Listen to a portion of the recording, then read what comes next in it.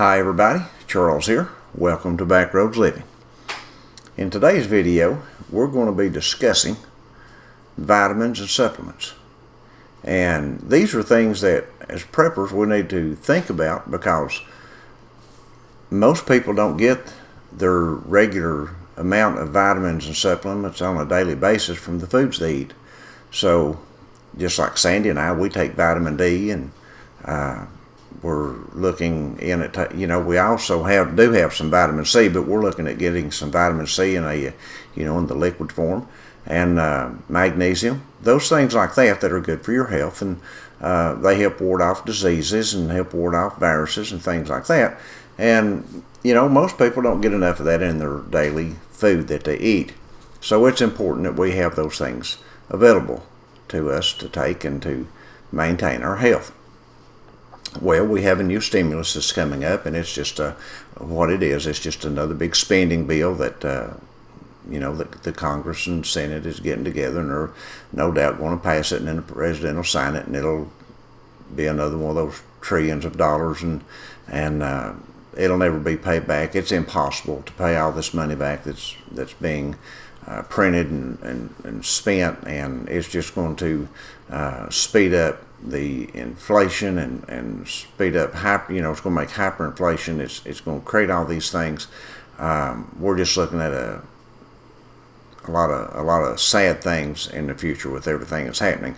But in this stimulus bill, the FDA has a bill that they're trying to get passed, and they're wanting to regulate supplements. So let's look into this just a second, if you will. In this bill right here, or in this article, it says clock ticking for supplements. And the FDA could be preparing to unleash an anti-supplement policy as early as next year that would eliminate items or eliminate tens of thousands of products from the market in the middle of a pandemic. Now, recently the FDA announced that by the end of June 2022, it plans to release drafts or final versions of a number of policies, and among them is the new Dietary Ingredient Guidance, the NDI, the new supplement guidance in plain English. It is no exaggeration to say that this is the most dangerous threat to supplements we've seen in decades. We must continue to vehemently oppose the guidance as currently written and demand that substantial changes are made before the final version is released. This is just not a good thing, folks. You need to look into this. You need to be calling your Congress people and talking to them about it. And so here's a brief background under the Dietary Health and Supplement Education Act. Any dietary supplement introduced to the market in the U.S. after 1994 is considered new on NDI, and the manufacturer must notify the FDA at least 75 days in advance of marketing the product. In implementing this policy, however, the FDA has turned a simple notification procedure into a de facto pre-approved process akin to that which is required of pharmaceutical drugs.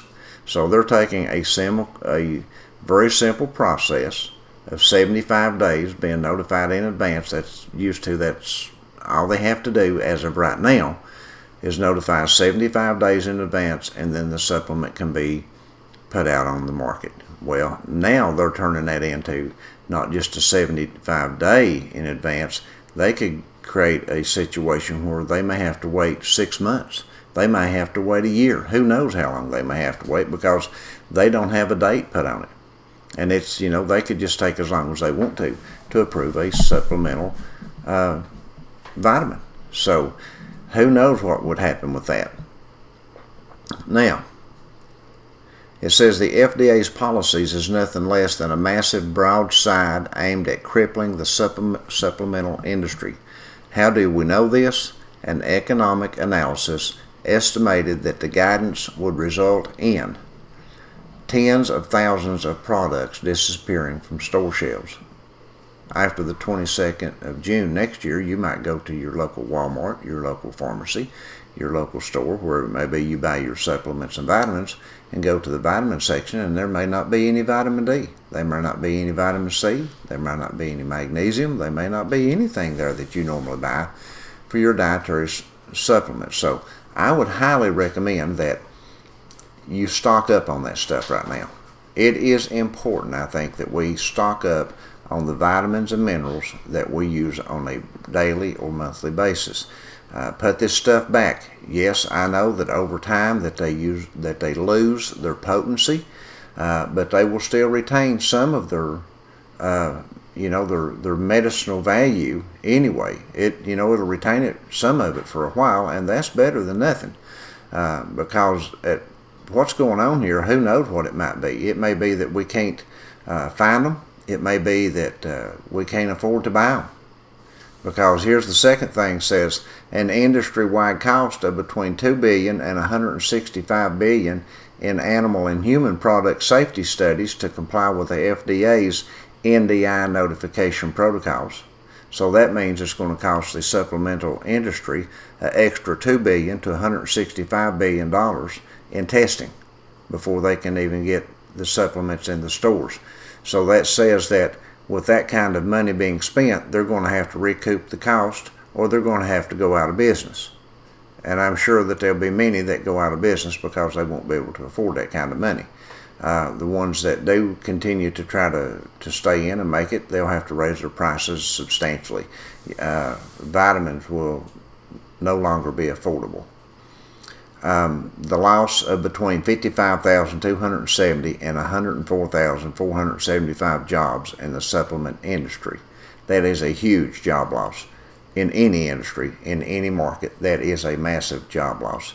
So these are things that are scheduled. They're trying to get this bill passed, and if it passes, it's going to affect this country substantially in the supplement area.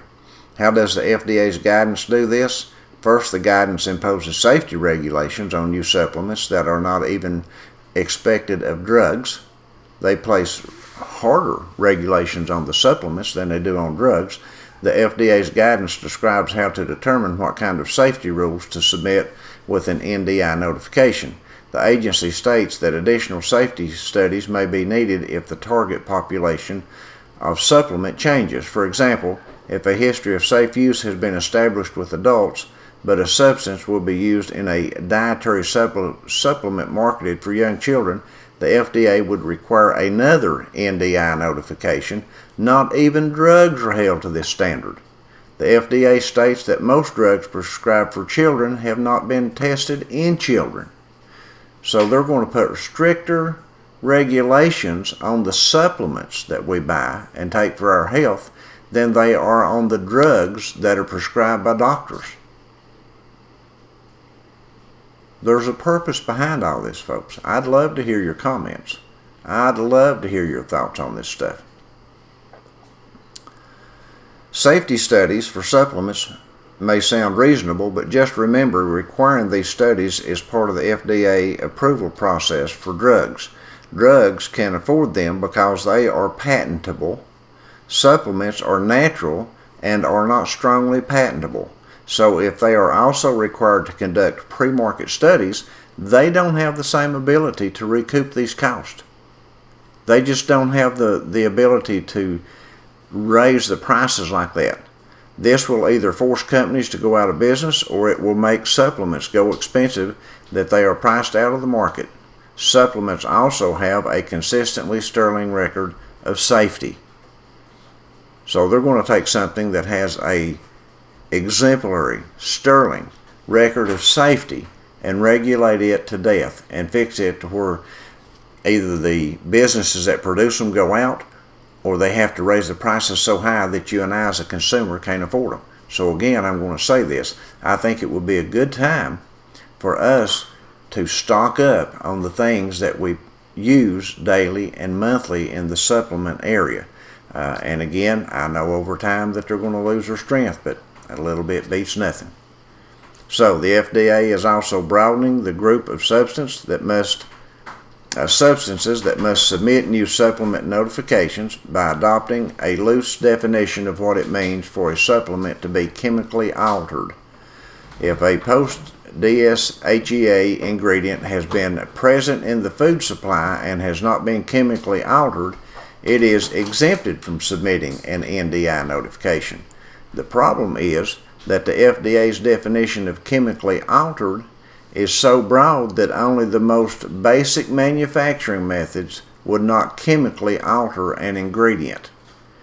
The language will stifle innovations in manufacturing and ignores the fact that new and more efficient ways of producing supplements have arisen in the last 22 years since DSHEA passed. So there you go again, just another way to stifle it, just another way to keep it down. There are even more problems with the guidance that interested readers can reference in our previous coverage on this topic. It says, and I'm going to leave a link to this article so you can revisit this article, read it, go to the other links in the article and research it a little bit. This is very interesting. The FDA sticks to its timeline of June 2022. The release of the final guidance could seriously hinder our ability to stay healthy naturally during this pandemic or any other time. It doesn't have to be during a pandemic. People just need vitamins and supplements to stay healthy, to fight off viruses, to ward off colds, to ward off sicknesses and things like that. So we need to keep this in mind. There is an all-out assault on the American people, and this is just part of it. So folks, as I've been saying in our other videos, we need to get our house in order. The main house we need to have in order is our spiritual house, that we know the Lord Jesus Christ, that we are known of the Father. That's the first and foremost thing that anyone would ever need to do and think of. So, and the next thing to do is to make sure that you've got your preps.